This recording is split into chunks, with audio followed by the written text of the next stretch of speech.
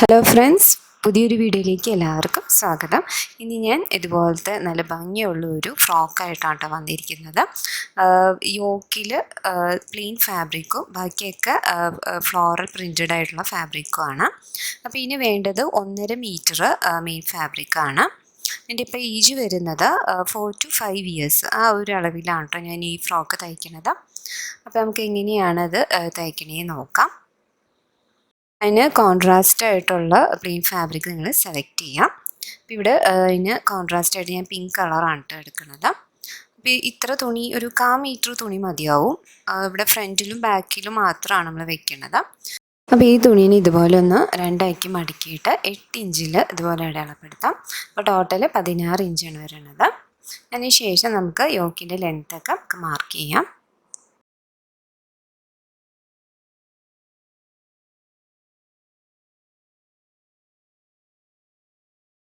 ഇവിടെ കട്ട് ചെയ്തിട്ടുണ്ട്. ഇനി യോക്കിൻ്റെ ലെങ്ത്ത് എന്ന് പറയുന്നത് 4 ഇഞ്ചാണ്. പ്ലസ് 1 ഇഞ്ച് തയ്യൽത്തുമ്പ് കൊടുക്കുക. അതിൽ 1/2 ഇഞ്ച് മുകളിൽ ഷോൾഡർ ജോയിൻ ചെയ്യാനും താഴെ ടോപ്പായിട്ട് അറ്റാച്ച് ചെയ്യാനാണ്. അപ്പോൾ ടോട്ടൽ 5 ഇഞ്ചിൽ വേണം നിങ്ങൾ മാർക്ക് ചെയ്യേണ്ടത്.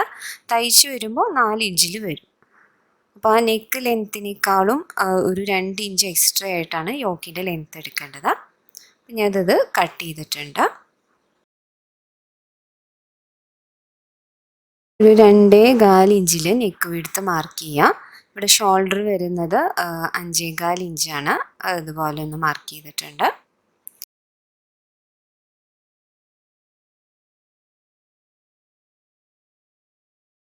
ഇനി ഇവിടുന്ന് കൈക്കുഴിയാണ്. അതിവിടെ 5 ഇഞ്ച് തന്നെ എടുക്കുകയാണ്. അവിടെ മാർക്ക് ചെയ്യുക.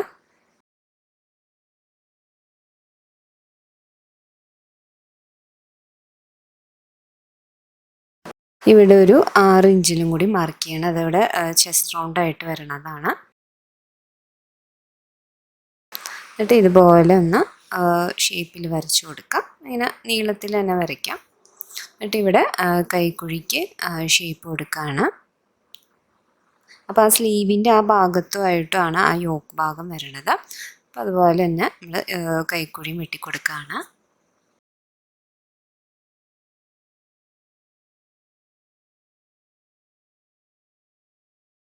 കൈക്കുഴീൻ്റെ അവിടുത്തെ ഷേപ്പും കൂടി കിട്ടാൻ വേണ്ടിയാണ് ഞാൻ ഇതുപോലെ കട്ട് ചെയ്തിരിക്കുന്നത്.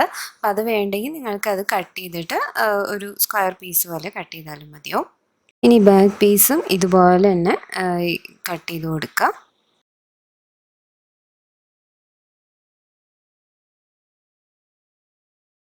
അപ്പോൾ ഇവിടെ യോക്ക് പാർട്ട് റെഡി ആയിട്ടുണ്ട്. അത് ആ യോക്കിൻ്റെ താഴേക്കുള്ള ടോപ്പ് പോർഷനാണ് നമ്മൾ എടുക്കാൻ പോണത്. അപ്പോൾ ഇവിടെ 6 ഇഞ്ചാണ് പ്ലസ് 1 ഇഞ്ച് തയ്യൽത്തുമ്പ്, അങ്ങനെ 7 ഇഞ്ച് എടുക്കാം. അപ്പോൾ മുമ്പ് നമ്മൾ ആ യോക്ക് എടുത്തത് 4 ഇഞ്ചാണ് പ്ലസ് 6 ഇഞ്ച് 10 ഇഞ്ച്. അപ്പോൾ അതാണ് ടോട്ടൽ യോക്കിൻ്റെ ലെങ്ത്ത് എന്ന് പറയുന്നത്. ഓക്കെ, അപ്പോൾ നമ്മൾ ഇതുപോലെ കണ്ടോ, ഇതുപോലെയാണ് നമ്മൾ ടോപ്പ് പോർഷൻ വരണത്. അപ്പോൾ ടോട്ടൽ ബോഡി പാർട്ടിൻ്റെ ലെങ്ത്ത് എടുക്കുന്നത് 10 ഇഞ്ച്. അപ്പോൾ മുകളിൽ യോക്ക് പോർഷൻ 6 ഇഞ്ച്, 4 ഇഞ്ച്, താഴെ 6 ഇഞ്ച്.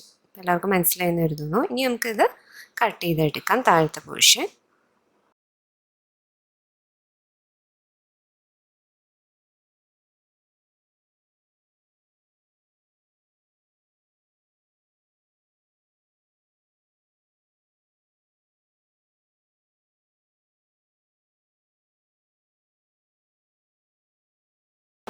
ഇത് ഫ്രണ്ട് പാർട്ടാണ്. അപ്പോൾ അതുപോലെ തന്നെ ബാക്ക് പാർട്ടും കട്ട് ചെയ്തെടുക്കാം. ഇതിപ്പോൾ ഇവിടെ നമ്മൾ യോക്ക് പോർഷനൊക്കെ സെപ്പറേറ്റ് ആയിട്ടാണ് കട്ട് ചെയ്യണത്. നിങ്ങൾക്ക് വേണമെങ്കിൽ ബോഡി പാർട്ട് 10 ഇഞ്ചിൽ എടുത്തിട്ട് ആ പ്ലെയിൻ ഫാബ്രിക് മുകളിൽ അങ്ങനെ വെച്ചാലും മതിയാവും.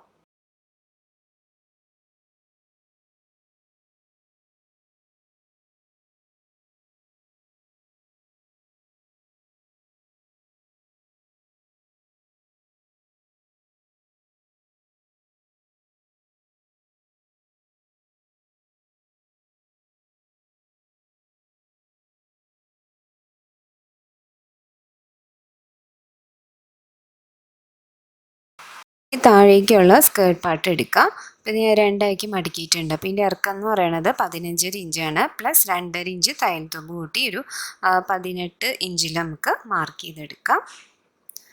അപ്പോൾ ഫ്രോക്കിൻ്റെ ലെങ്ത്ത് എത്രയാണ്, സ്കേർട്ടിൻ്റെ ലെങ്ത്ത് എത്രയാണ് വേണ്ടതെന്ന് വെച്ചാൽ അതനുസരിച്ച് നിങ്ങൾ മാർക്ക് ചെയ്യാം. അപ്പോൾ ഇവിടെ ടോപ്പ് പോർഷൻ്റെ ഇറക്കം എന്ന് പറയുന്നത് 10 ഇഞ്ച്, സ്കേർട്ട് പോർഷൻ 15 ഇഞ്ച്. അപ്പോൾ ടോട്ടൽ ഫ്രോക്കിൻ്റെ ലെങ്ത്ത് എന്ന് പറയുന്നത് 25 ഇഞ്ചാണ്. അപ്പോൾ സ്കേർട്ടിൻ്റെ ലെങ്ത്ത് കണ്ടുപിടിക്കാൻ ടോപ്പ് പോർഷനിൽ നിന്ന് ടോട്ടൽ ലെങ്ത്ത് മൈനസ് ചെയ്യുക. അപ്പോഴാണ് നമുക്ക് സ്കേർട്ടിൻ്റെ ലെങ്ത്ത് എത്ര വേണമെന്ന് കാൽക്കുലേറ്റ് ചെയ്യാം. ഇനി നമുക്ക് ഇതിന് വേണ്ട ലൈനിങ് പീസ് എടുക്കുകയാണ്. അപ്പോൾ ലൈനിങ് പീസിൽ നമ്മൾ ആ ബോഡി പാർട്ടിൻ്റെ ഫുൾ ലെങ്ത്ത് എടുക്കുക. 10 ഇഞ്ച് പ്ലസ് 1 ഇഞ്ച് തന്നെ 11 ഇഞ്ചിലെടുക്കാം. ഇതാണ് ഫ്രണ്ട് പാർട്ട്. ഇനി ബാക്ക് പാർട്ടും ഇതുപോലെ കട്ട് ചെയ്തിട്ടുണ്ട്. ഫ്രണ്ട് ഭാഗത്ത് നെക്കിൻ്റെ വീതി 2.25 ഇഞ്ച്, പിന്നെ 5.25 ഇഞ്ച് ഷോൾഡറിൻ്റെ വീതി എടുക്കാം.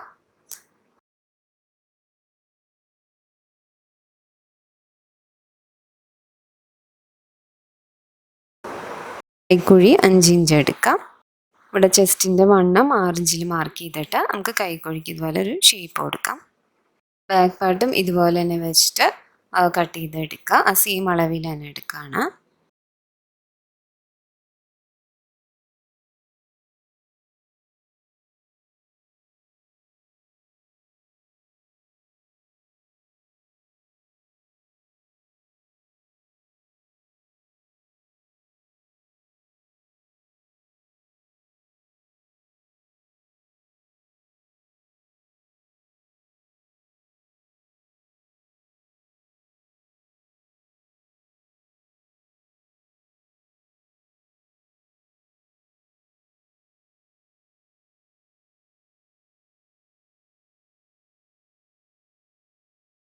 ഇനി യോക്ക് പാർട്ടും ഈ ബോഡി പാർട്ടും തമ്മിൽ നമുക്ക് ജോയിൻ ചെയ്യാം.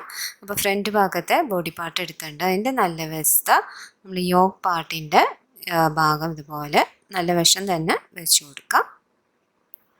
ഇതുപോലെ കൈക്കുഴീൻ്റെ ഭാഗം ഈ രീതിയിൽ വെച്ച് കൊടുക്കാം. എന്നിട്ട് ഒരു 1/2 ഇഞ്ച് ഗ്യാപ്പ് ഇട്ടിട്ട് തയ്ച്ചു കൊടുക്കുകയാണ്. മറിച്ചിട്ട് കഴിയുമ്പോൾ ഇതുപോലെയാണ് വരണത്. അപ്പോൾ ഇവിടെ നമ്മൾ സ്റ്റിച്ച് ചെയ്ത് കഴിഞ്ഞിട്ടുണ്ട്. അപ്പോൾ ഇതുപോലെ നമുക്ക് കിട്ടും. ഇതാണ് അതിൻ്റെ ബാക്ക് സൈഡ് വരണത്. ഓക്കെ, ഇനി ഇതിൻ്റെ മുകളിലായിട്ട് നമുക്ക് ലൈനിങ് പീസ് വെച്ച് കൊടുക്കാം. അവിടെ ഇതുപോലെ കൈക്കുഴിയും നെക്കും ഈ ഒരു ഭാഗത്ത് കൈക്കുഴിയും ജോയിൻ ചെയ്ത് കൊടുക്കാം. അപ്പം നല്ല വശത്ത് വേണം നമ്മൾ ലൈനിങ് പീസ് വയ്ക്കേണ്ടത്.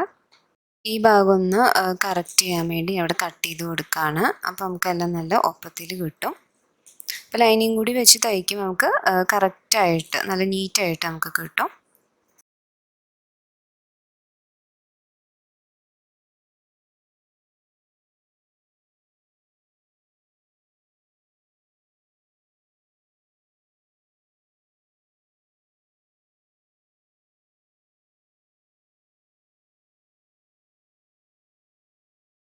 അപ്പോൾ ഇവിടെ നെക്ക് സ്റ്റിച്ച് ചെയ്തിട്ടുണ്ട്. ഇനി നമുക്ക് അതിൻ്റെ ഉള്ളിലത്തെ ഭാഗം കട്ട് ചെയ്ത് കൊടുക്കാം. നമുക്ക് വേണമെങ്കിൽ സ്ലീവിൻ്റെ ഭാഗം കൂടി ജോയിൻ ചെയ്ത് ഇതുപോലെ തിരിച്ചിടാം. ഇല്ലെങ്കിൽ നമുക്ക് പൈപ്പിംഗ് കൊടുത്താലും മതി. അപ്പോൾ ആ ഭാഗം സ്റ്റിച്ച് ചെയ്യേണ്ട ആവശ്യമില്ല. ഇതുപോലെ നെക്ക് മാത്രം സ്റ്റിച്ച് ചെയ്താൽ മതി. ഇവിടെ നമുക്ക് ഇതുപോലെ ലേസ് അറ്റാച്ച് ചെയ്യാം.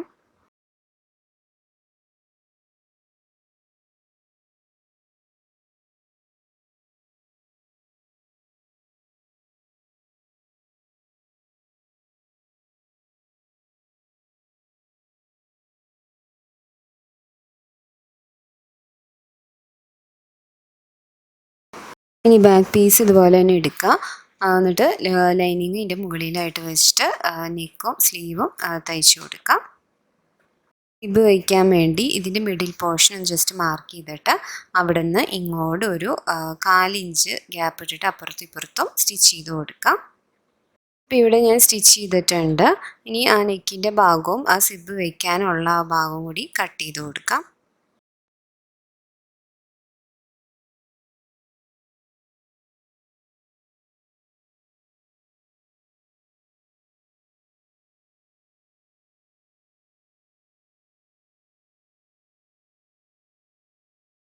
ഇവിടെ കട്ട് ചെയ്തിട്ടുണ്ട്. ഇനി ഇതിനെ ഇതുപോലെ നല്ല വശത്തേക്ക് നമുക്ക് മറിച്ചിടാം. അപ്പോൾ ഇവിടെ ബാക്ക് പീസ് റെഡി ആയിട്ടുണ്ട്. ഇനി സിബ് ജോയിൻ ചെയ്യാം. അപ്പോൾ ഈ സിബിൻ്റെ നല്ല വശം ഈ ബാക്ക് പോർഷൻ്റെ റോങ് സൈഡിലേക്ക് ഇതുപോലെ വയ്ക്കാം. എന്നിട്ട് ആ ഒരു ഭാഗം സ്റ്റിച്ച് ചെയ്ത് കൊടുക്കാം. അപ്പോൾ ഇവിടെ ഞാൻ നോർമൽ സിബാണ് എടുത്തിരിക്കുന്നത്. ഇതിൻ്റെ മുകളിലായിട്ട് ഇതുപോലെ വെച്ച് കൊടുത്താൽ മതി.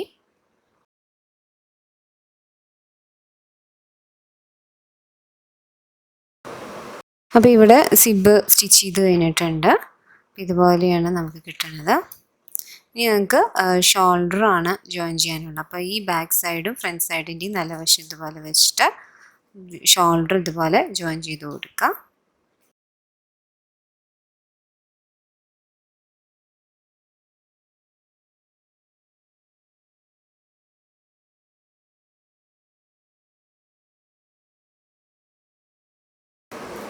അല്ലെങ്കിൽ ഈ രീതിയിലും നമുക്ക് ഷോൾഡർ ജോയിൻ ചെയ്യാം.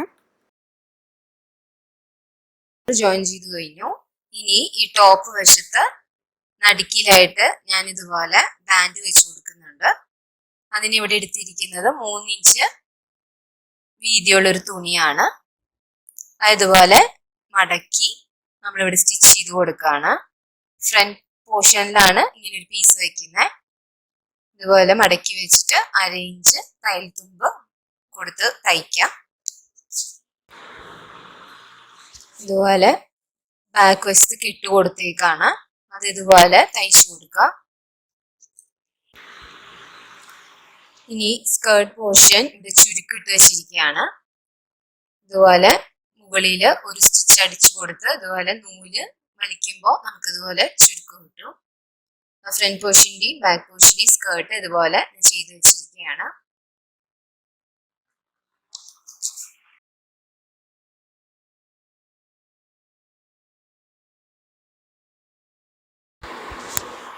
ഇനി സ്കേർട്ട് പോർഷൻ എങ്ങനെയാണ് ടോപ്പും അറ്റാച്ച് ചെയ്യണേ നോക്കാം.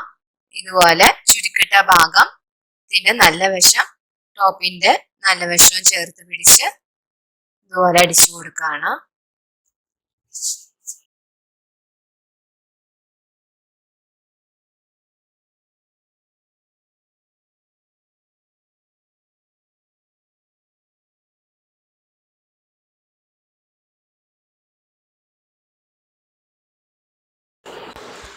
ബാക്ക് വശവും ഇതുപോലെ തന്നെ നല്ല വശം ചേർത്ത് അടിച്ചെടുക്കാം. ഇപ്പൊ 2 സൈഡും അടിച്ചു കഴിഞ്ഞു. ഇനി ഇതിന്റെ 2 സൈഡ് വശവും അടിച്ചു കൊടുക്കാൻ പോവാണ്. അതിന് ഇതുപോലെ തുണീനെ മറിച്ചിടുക. ഇനി അതിന്റെ മെഷർമെന്റ്സ് അടയാളപ്പെടുത്താം. ആദ്യം കൈക്കുഴി അടയാളപ്പെടുത്താം 5 ഇഞ്ച്. 2 വശത്തും ഇതുപോലെ അടയാളപ്പെടുത്താണ്. ചെസ്റ്റിന്റെ വണ്ണം എടുത്തിരിക്കുന്നത് 12 ഇഞ്ചാണ്.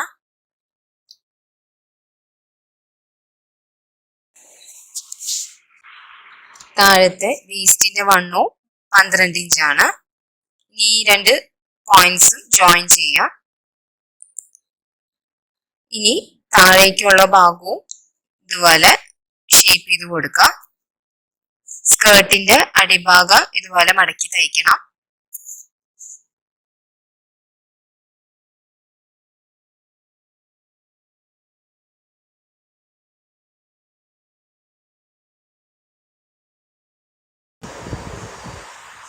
യോക്കിന്റെ ഇറക്കം ഇവിടെ ഞാൻ 4 ഇഞ്ചാണ് എടുത്തിരിക്കുന്നത്.